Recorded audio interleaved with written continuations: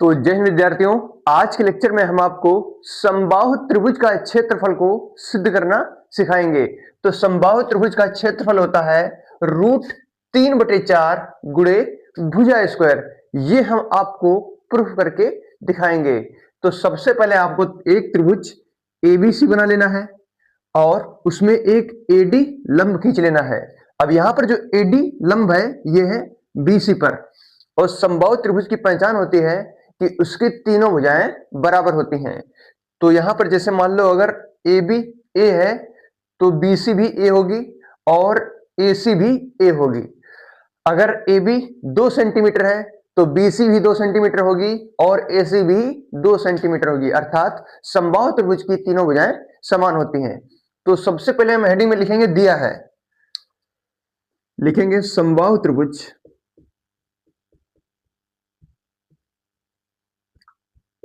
ABC में A B बराबर BC बराबर एसी, ये दिया है। इसके बाद लिखेंगे हम हेडिंग में रचना। रचना में लिखेंगे हम, यहां पर हमने लंब खींचा है, एडी जो है लंब है बीसी के ऊपर, तो लिखेंगे हम एडी लंब है बीसी।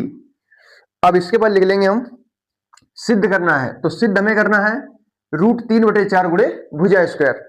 तो यहां पर आपको सबसे पहले ऊंचाई निकालना पड़ेगा। तो ऊंचाई निकालने के लिए आपको यहां पर त्रिभुज लेना है, त्रिभुज ए सी डी या एडीसी, आप कोई भी त्रिभुज ले सकते हैं यहां पर। तो लिखेंगे हम त्रिभुज ए डी सी में पाइथागोरस प्रमेय से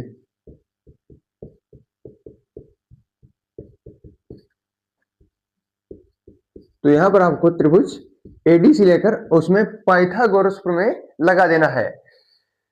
तो यहां पर जो कोण एडीसी है ये 90 डिग्री है और 90 डिग्री के सामने की भुजा को कर्ण कहते हैं। तो कर्ण आपका हो जाएगा एसी और जो ऊंचाई हो जाएगी ये आपकी एडी ऊंचाई हो जाएगी और सीडी आपका आधार हो जाएगा। तो पहले लिखेंगे हम पाइथागोरस प्रमेय। तो पाइथागोरस प्रमेय होती है कि कर्ण स्क्वायर बराबर लंब स्क्वायर प्लस आधार स्क्वायर।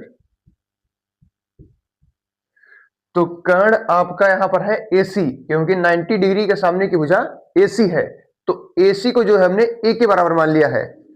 तो लिखेंगे हम ए स्क्वायर बराबर, अब यहां पे लिखा है लंब, लंब आपका एडी है और एडी को हमने एच मान लिया है, तो एच स्क्वायर प्लस आधार, हमें यहां पर केवल सीडी चाहिए और टोटल लंबाई है बीसी ए है, तो सीडी आपका हो जाएगा a/2 और इधर भी हो जाएगा a/2, a/2 प्लस a/2 बराबर a मिलेगा हमें।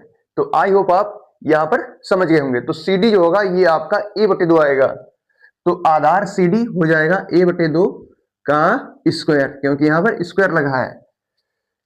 तो ए स्क्वायर बराबर एच स्क्वायर प्लस ए का स्क्वायर ए स्क्वायर और 2 का स्क्वायर 4 हो जाएगा। अब ए स्क्वायर बटे 4 को हम पक्षांतर करेंगे तो मिलेगा हमें ए स्क्वायर माइनस ए स्क्वायर बटे 4 बराबर एच स्क्वायर। अब 4 की गुणा ए स्क्वायर के साथ, तो 4 ए स्क्वायर हो जाएगा माइनस ए स्क्वायर, तो मिलेगा हमें 3 ए स्क्वायर बटे 4, 3 ए स्क्वायर बटे में 4 बराबर एच स्क्वायर। तो एच का हम मान निकालेंगे, तो एच बराबर मिलेगा हमें 3 ए स्क्वायर और बटे में 4।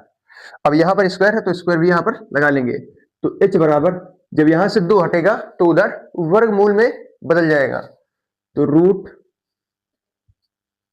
√3a स्क्वायर बटे में 4। तो h बराबर मिलेगा हमें, यहां पर a स्क्वायर है, a स्क्वायर का वर्गमूल a होगा, तो a बाहर आ जाएगा, 3 अंदर रहेगा और 3 का वर्गमूल √3 होता है, 4 का वर्गमूल 2 होता है। तो h बराबर हमें मिला है a√3/2।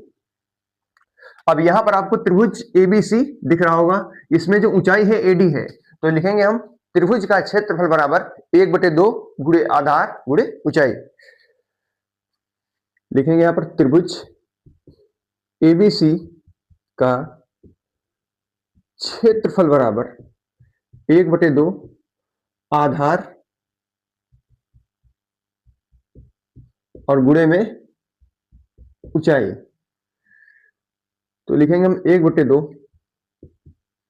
अब यहां पर जो आधार है ये आपका है टोटल ए है, क्योंकि बीसी जो है टोटल इसकी लंबाई ए है, तो ए लिख लेंगे हम, आधार हो गया। अब ऊंचाई, ऊंचाई हमने निकाली है यहां पर a√3/2, a√3/2, तो 2 गुणे 2 ये 4 हो जाएगा। अब a गुणे ए स्क्वायर बन जाएगा और √3 तो हो जाएगा तुम्हारा a² √3/4।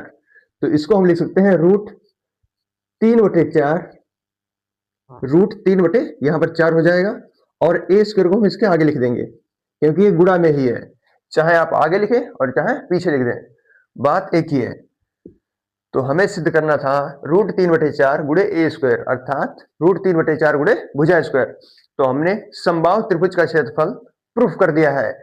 अगर आपको हमारा लेक्चर पसंद आए तो कृपया हमारे चैनल को सब्सक्राइब और वीडियो को लाइक करना ना भूलें। ऐसे ही वीडियो देखने के लिए हमारे चैनल को सब्सक्राइब अवश्य करें। तो मिलते हैं आपको नेक्स्ट वीडियो में, तब तक के लिए जय हिंद।